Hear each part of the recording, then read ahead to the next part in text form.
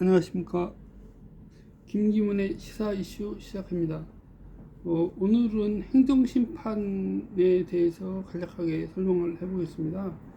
행정심판은 최근에 그 서울지방검찰청 정모 전 인권감독관 요 사람의 자녀 사건으로 인해서 국회 교육위원회에서 행정특별조사까지 실시를 했습니다. 그래서 그런 이유로 해서 특히 최근에 행정심판에 대해서 많이 알려진 것 같습니다. 행정심판은 우리 헌법에 따라 도입이 된 제도입니다. 그 헌법 제107조, 현행 헌법 제107조 제3항에 재판의 전심 절차로서 행정심판을 할 수 있다. 행정심판은 법률로 정하되 사법 절차가 준용되어야 한다. 이렇게 되어 있습니다. 그래서 두 가지 점이 있는데요. 재판의 전심 절차라는 부분이 굉장히 중요한 이슈를 담고 있습니다. 또 하나는 사법 절차가 준용되어야 한다. 요게 굉장히 함축적인 의미를 갖고 있다. 이렇게 설명할 수가 있는데요. 우선 재판의 전심 절차. 전심이라고 하는 것은 재판이 진행되기 전에 이루어지는 절차다. 이렇게 볼 수가 있고, 그것이 당연한 원리입니다. 그것이, 왜냐, 행정심판을 함에 있어서는 행정심판을 해서 그거에 대해서 행정심판을 제기한 그 청구인이 이거 내가 원하는 결과가 안 나왔다 했을 때 다시 소송을 할 수가 있습니다. 결과적으로는 행정심판의 결과를 행정심판 결정문을 송달을 받고 나서 행정소송을 제기할 수 있다라고 하는 의미가 되는 것입니다. 이거 굉장히 중요한데 조금 이따 다시 얘기를 하겠습니다. 그리고요, 또 하나는 소송 재판 절차가 준용되어야 한다 이겁니다. 그래서 행정심판은 재판의 절차를 준용하라고 되어 있습니다. 그렇기 때문에 재판의 절차를 따르라고 하는 의미는 반드시 법관이 참여해야 한다는 의미가 아니고, 또 경우에 따라서는 법관이 참여할 수도 있겠지만 법관이 아닌 전문가들도 참여할 수 있다. 이렇게 볼 수가 있고요. 그래서 통상적으로 국민권익위원회에 설치되어 있는 중앙행정심판위원회가 있고, 각 지방에 일반 행정심판위원회라고 해서 각 시도에 행정심판위원회가 설치가 되어 있습니다. 그리고 특별행정심판이라고 해서 각 시도 공무원이나 시군구 공무원이 징계를 받았을 때 각 시도 소청심사위원회에 제기하는 것, 이것도 특별행정심판이 되고요. 마찬가지로 각 중앙부처 공무원들이 징계를 받았을 때 그거에 대해서 불복을 한다 했을 때 하는 것이 바로 소청인데요. 최근에 그러한 보도된 사례를 본다고 할 것 같으면은 몇 년 됐습니다만, 예전에 교육부 기획관, 정책기획관으로 알고 있는데, 요 사람이 이제 술자리에서 국민은 개돼지 이런 식으로 발언을 해가지고 그것이 언론으로 해서 알려졌죠. 그래서 징계를 받았고 파면 징계를 받았습니다. 중앙인사위원회가 이제 인사혁신처에 설치가 되어 있는데, 거기에서 이제 파면 결정을 받았고 소청을 제기를 했고, 소청에서도 받아들이지 않아서 행정소송을 통해서 파면은 너무 과하다라고 해서 복직이 되면서 교육부 소속에 이제 그 기관에 배치가 된 걸로 알고 있습니다. 지금 그 이후로 이 사람에 대해서 방송에서 나오거나 이런 사실은 전혀 기억이 없습니다. 그래서 아까 다시 서울지방검찰청 전 인권 감독관이었던 그 정모 변호사 사건을 되돌아보겠습니다. 우선 이 부분이 굉장히 특이하다고 할 수 있지만 이것에 대해서 언급이 안 된 중요한 쟁점은 그것입니다. 언론에서도 전혀 다루지 않고 심지어는 교육위원회에서 다루지도 않습니다. 뭐냐? 말 그대로 학교 폭력을 행사한 가해자가 이제 가해자로 해서 처분이 일어나면은 뭐 이의 신청을 했겠죠. 당연히 이의 신청을 하고 그거에 대해서 행정심판을 청구를 했습니다.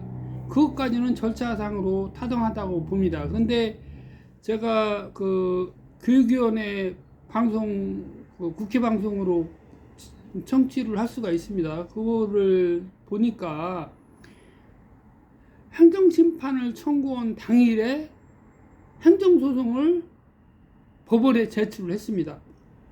그러면은 뭐냐면 행정심판의 원고나 행정소송의 원고는 같이 당사자인 학생이 되겠지만 원칙적으로 학생이 소송을 냈다라고 누구도 생각할 수 없죠. 당연히 그 부모인 그 학생의 어머니가 소송을 제출했다고 그럽니다. 뭐 비용은 남편이 냈을 거고요.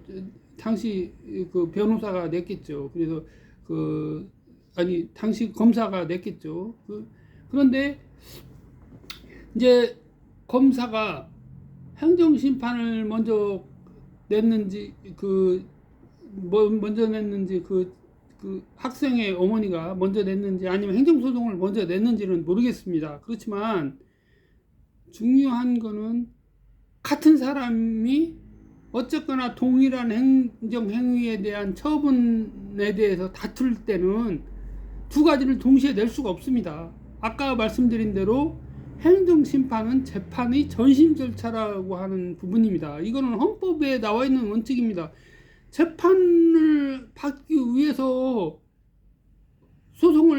행정심판을 할 수 있고 행정심판을 해도 되고 안 해도 된다. 다만 각 개별 법률에 반드시 행정심판을 거쳐라라고 하는 부분에서는 행정심판을 거쳐야만 소송을 할 수가 있습니다.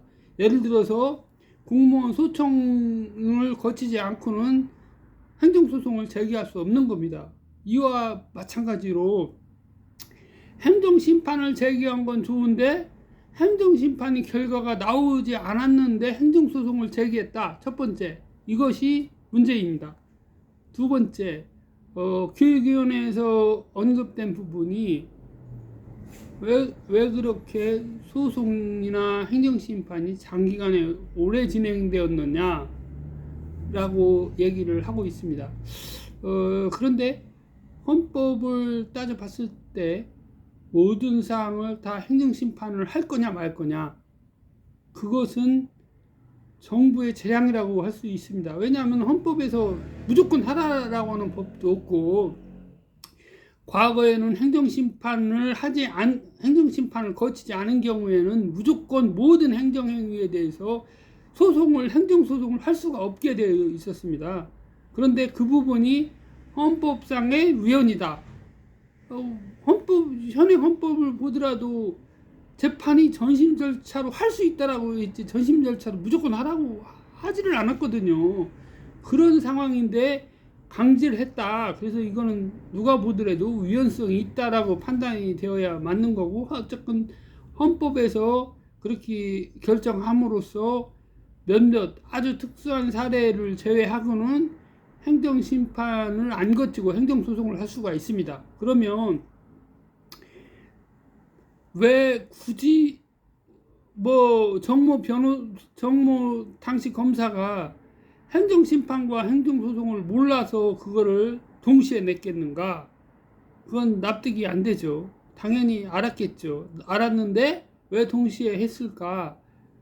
우선 여러 가지 행정소송에 걸리면 공무원들도 피곤하다 생각할 테고 여러 가지 복잡하겠죠. 그런 거를 염두에 두고 정신없게 만들어서 시를 끌어보자. 결론은. 그러면 이러한 사례들에 대해서 국회나 정부나 말로만 북이나 장구치다시피 뭐 신용만 하다가 끝내서 되겠느냐.